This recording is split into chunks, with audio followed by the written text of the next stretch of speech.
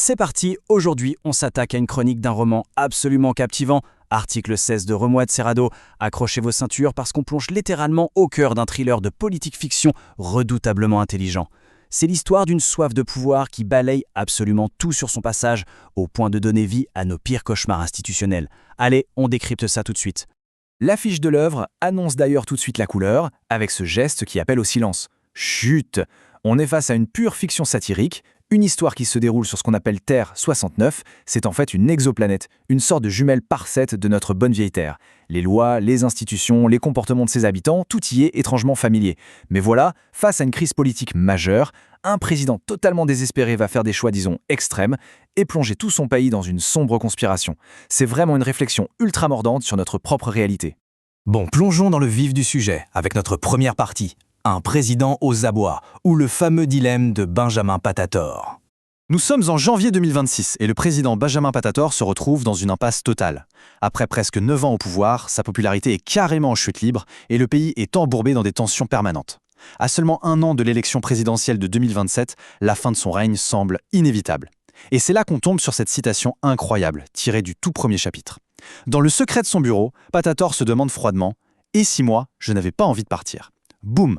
Cette simple phrase résume vraiment toute la psychologie machiavélique du personnage. Derrière son masque de serviteur de l'État épuisé, on découvre un cynisme absolu. Il refuse catégoriquement de lâcher son trône, et ce, peu importe le prix pour la démocratie. Parce que concrètement, les obstacles face à lui sont juste insurmontables. Sa popularité s'effondre à cause de crises agricoles et budgétaires à répétition, son bilan est catastrophique, et surtout, la Constitution limite strictement les mandats consécutifs à 2. C'est la règle depuis 2008. Du coup, une réélection est statistiquement improbable et surtout juridiquement impossible. Il lui faut donc une porte de sortie magique, ou plutôt un plan ultra-autoritaire pour complètement neutraliser ces élections. Ce qui nous amène à notre deuxième partie, la machination Nipah 26, ou l'anatomie parfaite d'un complot d'État.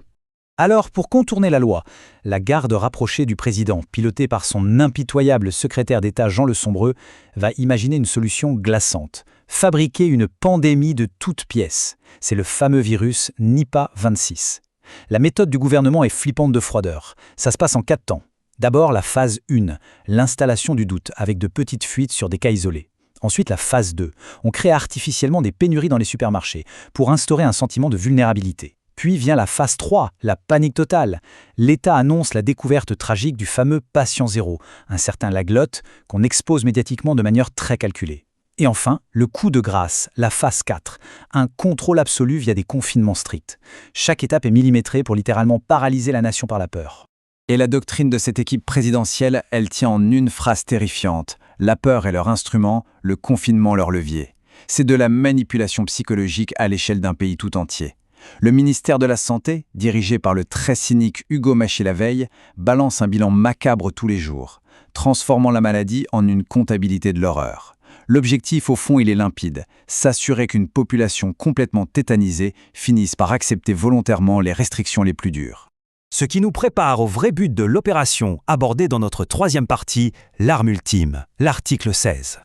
Et oui, car cette panique autour du Nipah 26 n'est en fait qu'un gigantesque écran de fumée. Le point crucial donc, c'est l'activation de l'article 16. C'est une vraie disposition constitutionnelle calquée sur le monde réel qui sert normalement à faire face aux pires menaces contre les institutions. Ça permet au président de concentrer la quasi-totalité des pouvoirs exécutifs et législatifs. Donc en déclenchant ça, sous prétexte que le virus empêche le bon déroulement du vote, Patator peut en toute légalité contourner le Parlement, suspendre la démocratie et annuler purement et simplement les élections d'avril 2027. Le contraste entre le discours officiel et la réalité est juste dingue. D'un côté, on a cette image fabriquée de toutes pièces par les as de la communication, un gouvernement héroïque, le visage grave qui jure protéger la nation et agir pour le bien commun. Et de l'autre, dans le secret des palais dorés, c'est une toute autre histoire. C'est une volonté implacable d'annuler le vote, de s'assurer un pouvoir illimité et de mettre en place ce que le roman appelle une véritable architecture de dépendance pour soumettre la population.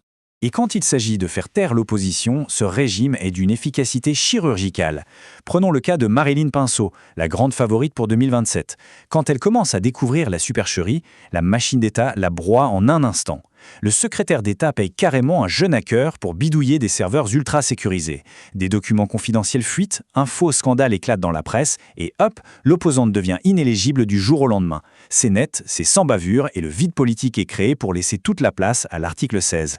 Tout ça nous mène à notre quatrième et dernière partie, la satire du pouvoir, ou l'éveil de Cynthia. La tension est à son comble. Nous sommes le 31 décembre 2026, au moment des traditionnels vœux télévisés du Nouvel An. La nation est confinée chez elle, complètement épuisée et terrifiée par des mois de restrictions. Et c'est exactement là que le piège se referme, en direct à la télévision. Le président Patator profite de cette audience massive pour annoncer très officiellement l'activation de l'article 16. C'est vraiment l'acte final d'une prise d'otage institutionnelle, brutale mais totalement légale, bien emballée dans le papier cadeau de la sécurité nationale. Mais attendez, la scène la plus glaçante se déroule en fait en coulisses. Au même moment, la première dame, Cynthia, qu'on a toujours cru assez superficielle, fait un direct insouciant sur le réseau social TikTok, devant des centaines de milliers d'abonnés. Et d'un coup, elle reçoit sur son téléphone la preuve ultime du complot. Une vidéo qui montre l'assassinat de ce fameux jeune hacker, un meurtre directement couvert par l'État. Le récit culmine sur ce dilemme atroce. Son doigt reste suspendu au-dessus du bouton envoyer. Elle seule détient le pouvoir de démasquer cette dictature naissante face à son immense audience. C'est insoutenable. Ce qui nous ramène à l'affiche de notre roman, article 16. Cette chronique nous montre à quel point cette œuvre fonctionne comme une alerte d'une brillance absolue sur la fragilité de la démocratie. À travers la satire et un humour particulièrement noir, l'auteur décortique vraiment la mécanique de l'abus de pouvoir. Il nous rappelle comment la manipulation de l'information peut tordre les lois pour instaurer une dictature, tout ça sous le prétexte rassurant d'une urgence sanitaire. Ce qui amène forcément à cette réflexion hyper provocatrice pour terminer. À quel moment exactement accepte-t-on de sacrifier nos libertés les plus fondamentales en échange d'un sentiment de sécurité ? L'intrigue d'article 16 souligne avec brio qu'une démocratie ne s'effondre pas toujours dans le fracas d'une révolution violente. Non, parfois elle s'éteint tout en douceur, méthodiquement et légalement avec la bénédiction d'un peuple terrorisé et enfermé chez lui. Voilà de quoi nous inciter à garder l'esprit critique grand ouvert à tout instant.